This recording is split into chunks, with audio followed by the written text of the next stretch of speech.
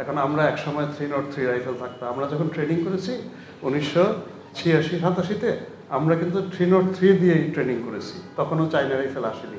পরে বোধহয় during the 80s তখন কী কারণে অস্ত্র নীতিমালা চেঞ্জ হলো এবং আমাদেরকে পুলিশকে চায়না রাইফেল দেওয়া হলো।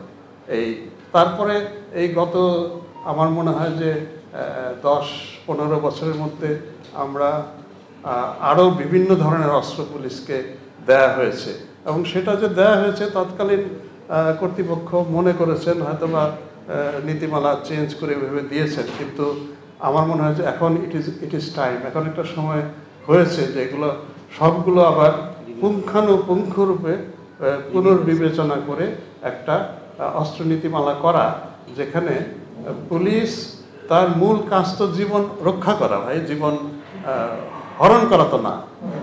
তো মূল কাজ আমার যেখানে জীবন রক্ষা করা, সেখানে তার আর্মামেন্টোরিয়াম কীরকম হবে আমার মনে হয় যে উই শুড ডিসাইড নাও। আমার বিশ্বাস পুলিশ সংস্কার কমিশনের টিওয়ারে এটা আছে, এবং ওনারা আমাদের কাছ থেকে টাইম টু টাইম তথ্য এবং তত্ত্ব চাচ্ছেন, আমরা দিচ্ছি। আমার বিশ্বাস একটা সুষ্ঠু অস্ত্র নীতিমালা হবে পুলিশের জন্য।